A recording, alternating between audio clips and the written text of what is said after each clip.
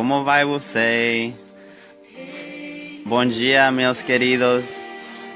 All right, sorry, that was a little bit of Portuguese that I'm gonna post. So for now, I'm practicing. I'm working on it. But anyways, I just wanted to say a quick testimony. The video is really choppy. I don't even know if you can hear me, but really quickly, I've been wanting to give this testimony for a while. It's a really hilarious testimony that God just it's a testimony to show that He's faithful, and also at the same time to show that somebody's watching me live right now. Can you tell me if you can hear the video? Because I'm not sure if you can hear it. But anyways, I'm not the person that I used to be. There's a saying that says, I'm not where I want to be, but I'm not where I used to be. And so anyways, I just wanted to let y'all know, I've said this before in another testimony. There's another person live. Can you please let me know if you can hear me? Lillian, can you hear me? Please send me a message. So I just wanted to clarify. I said it before that I am not the person that I used to be.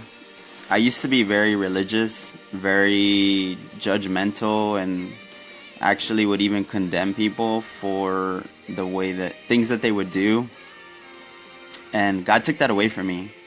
He tried to warn me multiple times, and I didn't listen. So I was in my car in Austin. I lived in my car for a car that He blessed me with. That shows His faithfulness. He blessed me with a vehicle, and then He let me stay in it. Actually, He gave me two vehicles, one to keep all my stuff in, and then another one to actually sleep in. And I didn't listen to Him, so then he kept trying to warn me. And it's funny because I tell people that God gives us everything in advance because He knows that we're stubborn, we're cabezudos, we're thick-headed, and we don't listen to Him the first time. So He'll tell us in advance, so that way when it comes around the second time, that same thought will be like, oh, well, that wasn't me, that came from God. And so anyways, I didn't listen to Him. So after my 2 weeks of being in the car, and I didn't listen, He put me in He blessed me with another vehicle, and I was in that car for 2 months while I was working and going to school at the same time, mind you. So this is really huge testimony of how God's so faithful, and He will still bless you to continue to strive forward and do the things that He's called you to do. So anyways, I was in my car and another vehicle for 2 months, and I still didn't listen. And so then I ended up a total of 2 years kind of like couch hopping. Finally got a place to stay. And then I still didn't listen. I still had some arrogance and some pride and some religiosity in me. This is also another huge testimony to those people that God wrote about in the Holy Bible. The scriptures say their stories of to show people that God's people aren't perfect, that they make mistakes as well. They make bad choices as well. Being a believer and a follower of Christ doesn't mean that we're perfect. Every single person on this earth makes bad choices. Every single person makes mistakes. If not, there would be no reason for you to be here. You would be in heaven already. Or God would use you even more so, right? But anyways, so I was in my car I finally, after almost 2 years of couch hopping and staying with people, I finally was blessed to get my own place, and I still didn't listen, right? I still had that pride and arrogance.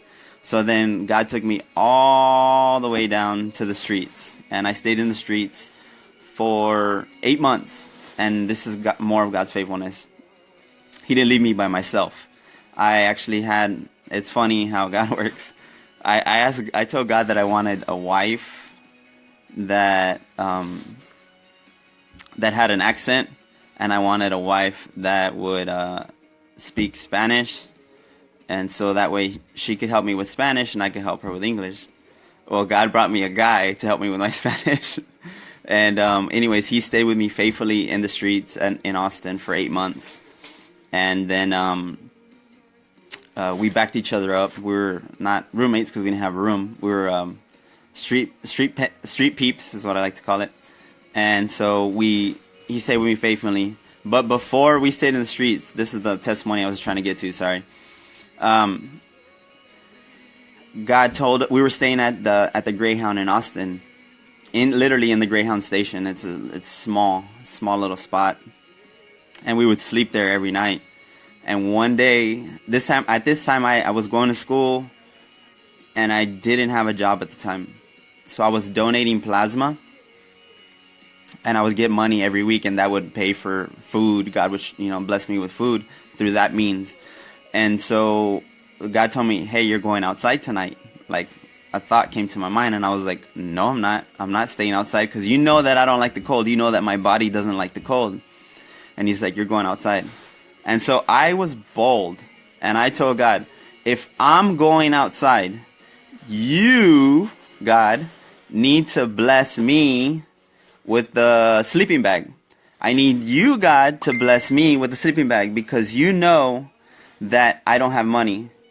And so I went to go donate plasma. This is hilarious.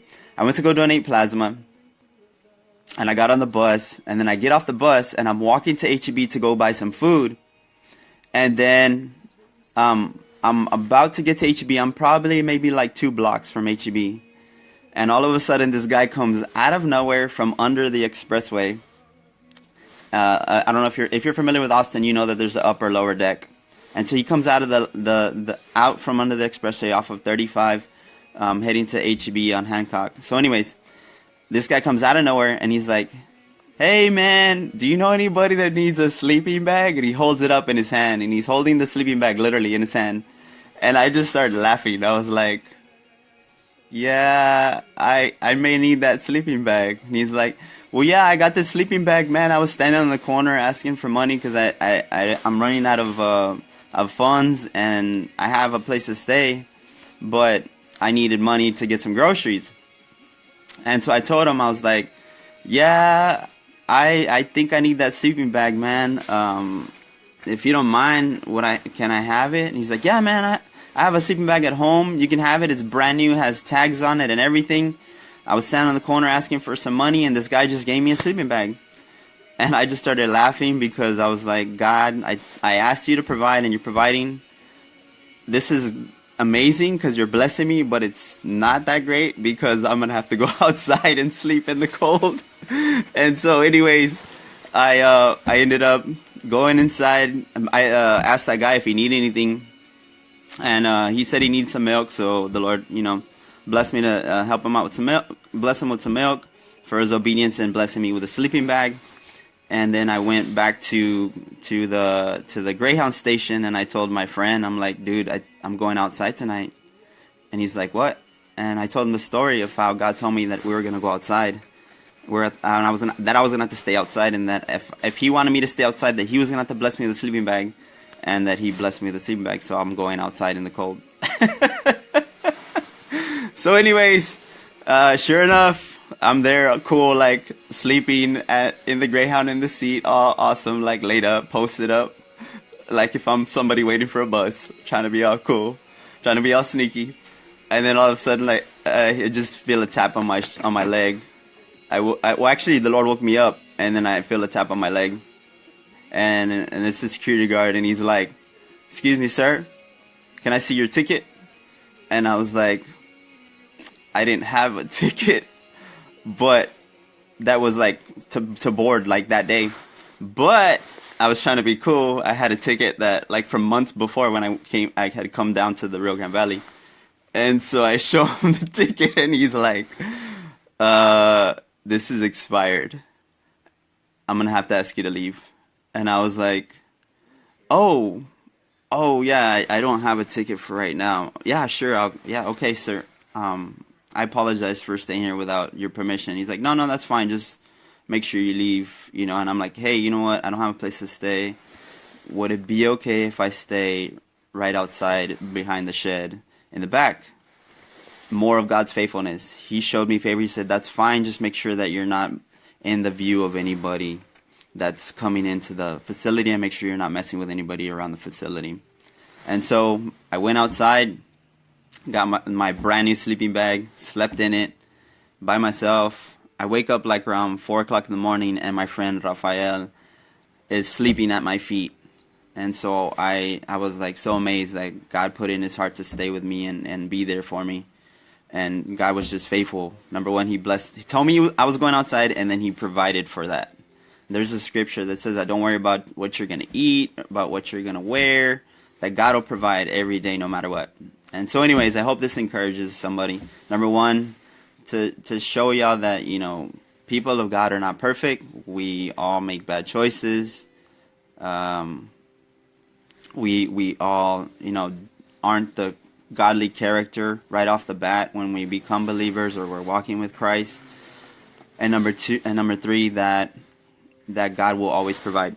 No matter what, he'll always show up. He will show up and show out, like Vanessa says. Anyways, thank y'all for your time, for listening, for watching, whatever. I love y'all. Lord bless y'all. Have a blessed week. Ciao.